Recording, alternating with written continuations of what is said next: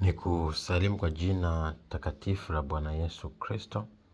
Leo nataka tuangalie mamlaka ya jina la Yesu Kristo. Kama unahitaji kufunguliwa, lakini pia unahitaji kutembea katika neema ya Mungu aliye hai. Ukisoma Wafilipi sura ya 2 mstari kuanzia wa 6 mpaka wa 11, maandiko yanasema, ambaye yeye mwanzo alikuwa yuna namna ya Mungu, naye hakuona kule kuwa sawasawa na Mungu kuwa ni kitu cha kushikamana nacho, bali alijifanya kuwa hana utukufu, akatoa namna ya mtumwa, akawa ana mfano wa wanadamu.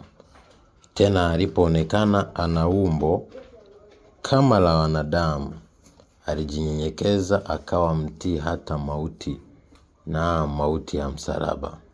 Kwa hiyo tena Mungu alimwadhimisha mno, akamkirimia jina lile lipitalo kila jina, ili kwa jina la Yesu kila goti lipigwe, la vitu vya mbinguni, vya duniani na vya chini ya nchi, na kila ulimi ukiri ya kuwa Yesu Kristo ni Bwana, kwa utukufu wa Mungu Baba.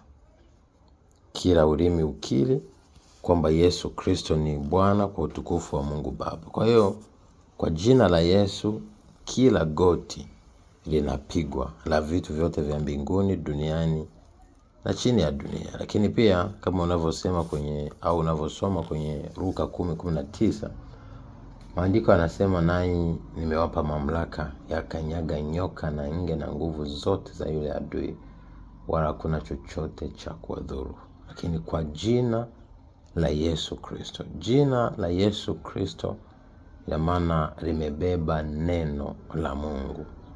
Jina la Yesu Kristo limebeba mwili wa Yesu Kristo, na maana kwenye mwili huo ndo kuna nguvu ya Roho Mtakatifu ambayo inaweza kumsaidia mwanadamu kutembea katika misingi ya kimungu. Kwa hiyo unapotembea, unapojifunza au unaposoma neno au unapotembea katika mamlaka na madaraka ya kimungu, basi ujue hilo kwamba kwa jina la Yesu Kristo kila chochote kiwe ni cha giza, ina maana kitaharibiwa, lakini cha nuru kitaweza kuvutwa au kuamrishwa, kwa sababu ndo ishara ya kunenewa. Lakini unaweza kusoma pia kwenye kitabu cha Luka sura ya 1 kuanzia mstari wa 31 mpaka huu wa 35. Unaweza kuona kitu cha tofauti katika kueleza jina la Yesu Kristo. Angalia Luka mtakatifu sura ya 1 mstari wa 31 mpaka 35. Andiko anasema, tazama utachukua mimba na kuzaa mtoto. Ina maana tukianza 30, malaika akamwambia, usiogope Mariamu, kwa maana umepata neema kwa Mungu. Kwa hiyo tunaona malaika Gabriel anampa taarifa Bikira Maria, anamwambia usiogope Mariamu, kwa maana umepata neema kwa Mungu. Mstari wa 31 anasema, tazama utachukua mimba na kuzaa mtoto mwanaume, na jina lake utamuita Yesu. Huyo atakuwa mkuu, ataitwa mwana wa aliye juu, na Bwana Mungu atampa kiti cha enzi cha Daudi baba yake. Ataimiliki nyumba ya Yakobo hata milele, na ufalme wake utakuwa hauna mwisho. Mariamu akamwambia malaika, litakuwaje neno hili, maana simjui mume? Lakini Mungu akamwambia, malaika akajibu akamwambia, Roho Mtakatifu atakujilia juu yako, na nguvu zake aliye juu zitakufunika kama kivuli. Kwa sababu hiyo, hicho kitakachozaliwa kitaitwa kitakatifu, yani mwana wa Mungu.